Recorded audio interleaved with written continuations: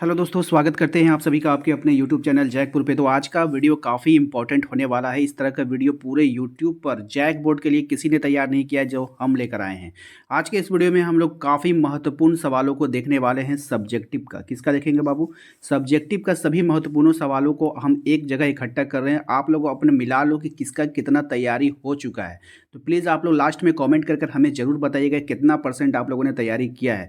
JAC board के द्वारा आज तक समझ लो, जब से जैक बोर्ड ने एग्ज़ाम लेना शुरू किया है तब से लेके आज तक जितना भी इम्पोर्टेंट सवाल है उसके द्वारा सजेस्टेड, आप लोग सजेशन मांगते हो ना, अपने टीचर से मांगते हो, ऑनलाइन यूट्यूबर से मांगते हो, हम आपको जैक बोर्ड का सजेशन दे रहे हैं। ठीक है, जो जैक बोर्ड ने सजेस्ट किया है उससे अपनी तैयारी को मिला लो कितने परसेंट आपने तैयारी किया है। तो वीडियो काफ़ी इंपॉर्टेंट होने वाला है, शुरू से लेकर अंत तक बने रहना है। और यदि आप हमारे चैनल पर पहली बार आए हो तो सब्सक्राइब करके बेल आइकन को दबा लीजिएगा ताकि इस तरह के वीडियो का नोटिफिकेशन आपके मोबाइल पर जाए। और यहाँ पे एक ज़रूरी बात यह है कि इस वीडियो को लाने का मकसद मेरा ये था कि आप लोग की तैयारी अच्छे से हो पाए, क्योंकि मेरा इसका सॉल्यूशन तो आएगा लेकिन सॉल्यूशन बहुत लेट से आएगा, सॉल्यूशन पीछे से आएगा। हम क्वेश्चन आपको आगे दे रहे हैं ताकि आप लोग अपनी तैयारी को और बेहतर कर सको, क्योंकि समय आपके पास बहुत कम बचा है और वीडियो मेरा जब भी आएगा तो वो पीछे से आएगा। तो वीडियो उतना स्पीड में नहीं आ सकता, लेकिन जितना स्पीड में हम क्वेश्चन आपको बता सकते हैं। तो क्वेश्चन बताना बहुत ज़रूरी है। तो हम चलिए आपको क्वेश्चन बताते हैं कि कौन कौन सा क्वेश्चन जो है जैक बोर्ड में पूछा जाने योग्य है। चलिए, सबसे पहले सवाल में आप देख लीजिएगा। क्वेश्चन नंबर 1 में कह रहे हैं नेपोलियन बोनापार्ट कौन था। ये इंपॉर्टेंट है। और राष्ट्रवाद से आप क्या समझते हैं। ठीक है, ये दोनों सवाल आपके लिए काफ़ी इंपॉर्टेंट होगा। इन दोनों सवालों को आपको छोड़ देना है। ठीक है, आइए उसके बाद है ब्रिटेन वुड्स समझौते का क्या अर्थ है। ये भी आपके लिए इंपॉर्टेंट है। जो स्क्रीनशॉट लेना चाहते हैं स्क्रीनशॉट ले लीजिएगा, जिसको उतारना होगा क्वेश्चन उतार लीजिएगा। एक तरह का ये आपका क्वेश्चन बैंक बनता चला जाएगा। ठीक है, उसके बाद देखिए यहाँ पे जो अगला सवाल है हमारा, कह रहा है औद्योगिक क्रांति का क्या अर्थ है। यानी औद्योगिक क्रांति का अर्थ आपको बताना है। ठीक है, इसके बाद इस सवाल को भी आपको छोड़ देना है। उसके बाद आना है गांधी जी ने असहयोग आंदोलन वापस लेने का फैसला क्यों किया।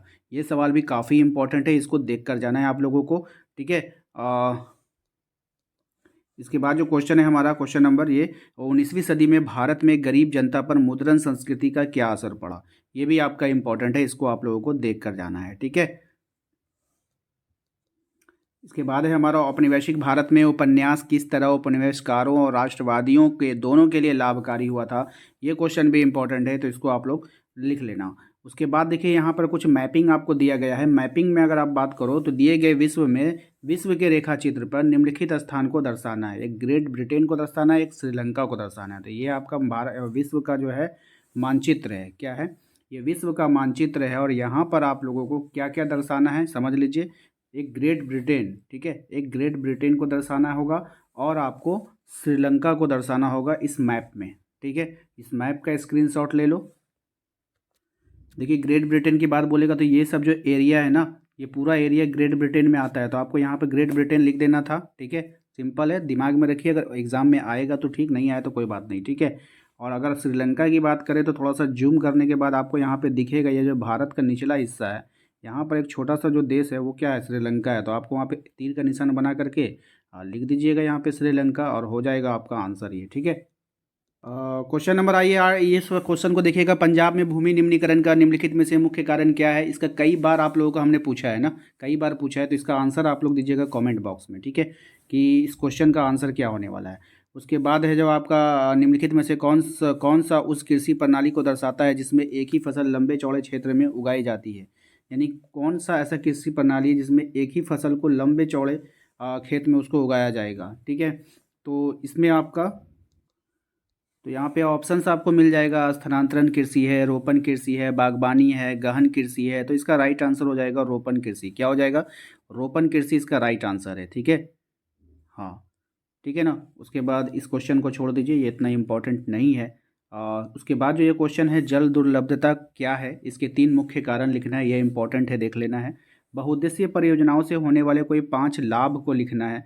ये भी आप पढ़ लीजिएगा। मैं बार बार बोल रहा हूँ कि बहुउद्देशीय परियोजना से, जो बहुउद्देशीय परियोजना होता है, जो बांधें होती है, उनके लाभ आपको याद होना चाहिए। ठीक है ना, ये इंपॉर्टेंट क्वेश्चन है बाबू।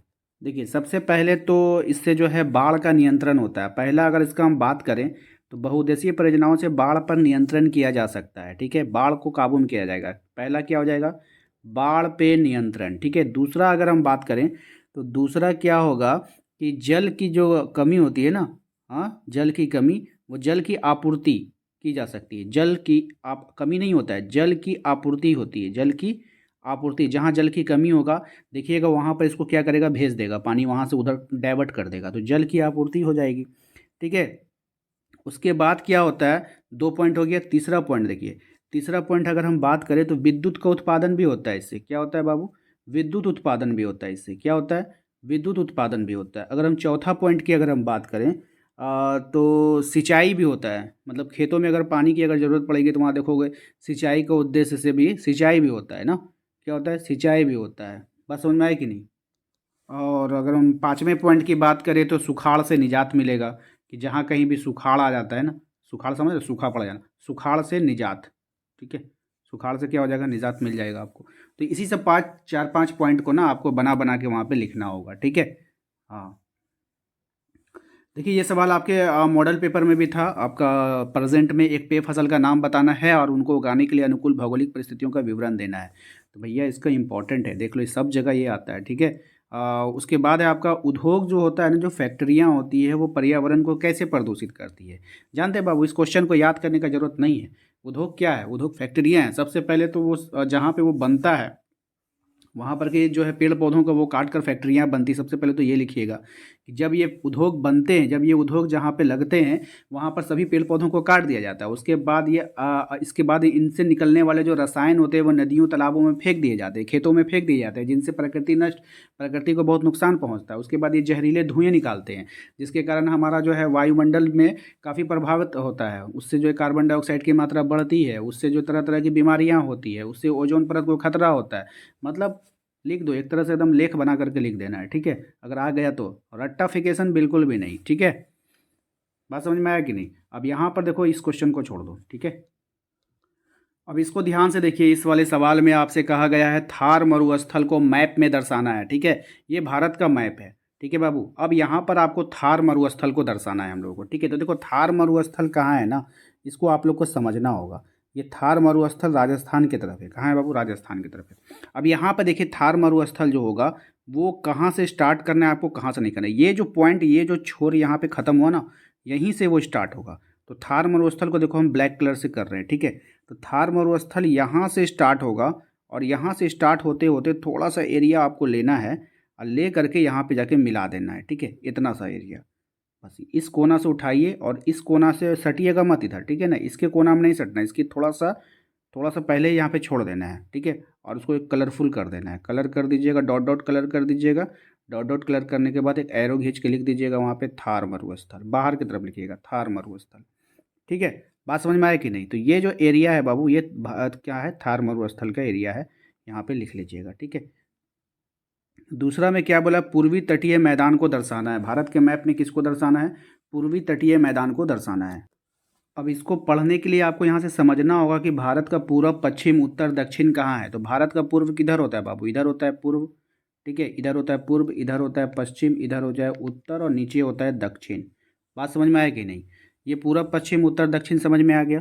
अब यहाँ पर आपको क्या करना है, पूर्वी तटीय मैदान को दर्शाना है। तो देखिए, जब पूर्वी तटीय मैदान को दर्शाने का बात करेगा तो पूर्व की तरफ आएंगे। किधर आएंगे बाबू, पूर्व की तरफ आएंगे। ठीक है, तो पूर्व की तरफ आओगे तो ये एरिया पूर्व की तरफ है। ठीक है, तो यहाँ से स्टार्ट करना आप लोग। ठीक है, यहाँ से आना, पतला से एक थोड़ा सा जगह लेना, गली टाइप का लेकर के नीचे उतार देना और इसको कलरफुल कर देना। तो ये जो है, ये जो इलाका है ना, ये पूर्वी तटीय मैदान का इलाका है।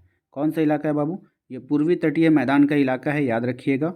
और यहाँ से एरो खींच लीजिएगा। ठीक है, यहाँ से फिर एक एरो खींच लेना है और यहाँ पे लिख लीजिएगा पूर्वी तटीय मैदान। ठीक है, जो सवाल में है, हम यहाँ पे स्क्रीन पे लिख नहीं पा रहे हैं, आप लोग लिख लीजिएगा पूर्वी तटीय मैदान, लिख लीजिएगा, हो जाएगा।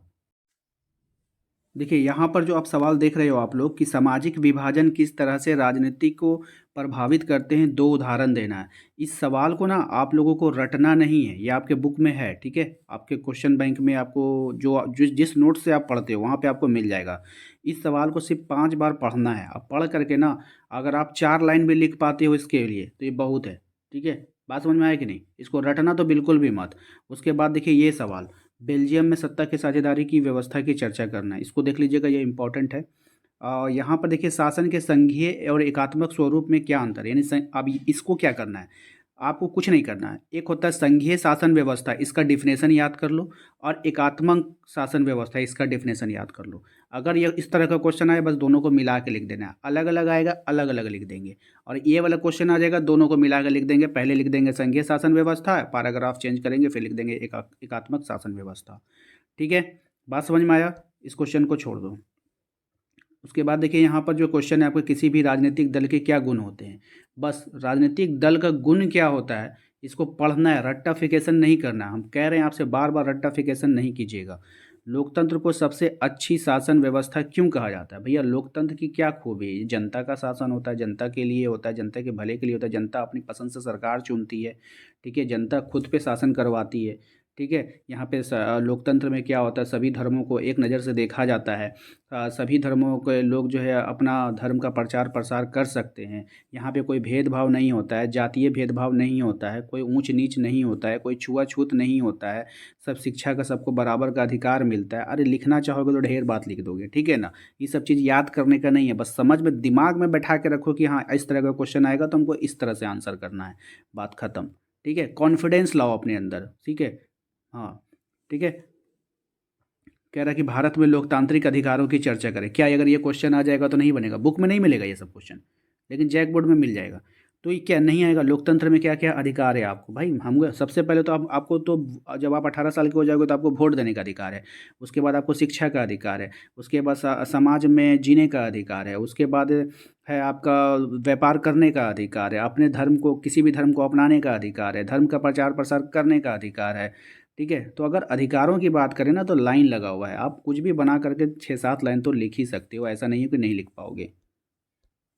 इसके बाद जो इम्पोर्टेंट है हमारा, प्रति व्यक्ति आय क्या होता है, इसको आप लोग देख लीजिएगा। बांधों का क्या लाभ है, ये भी इम्पोर्टेंट है। बांध क्यों बनाए जाते हैं, इसका भी लिख लीजिएगा। सेम प्रोसेस जो आपका उसमें बताए हैं ना, जो आपको पहले बताएं तो सेम उसी में लगा दीजिएगा। ठीक है, वस्तु विनिमय किसे कहते हैं, बात समझ में आए। मुद्रा की परिभाषा, ये तो मोस्ट इम्पॉर्टेंट है, इसको आप लोग देख लीजिएगा। ठीक है,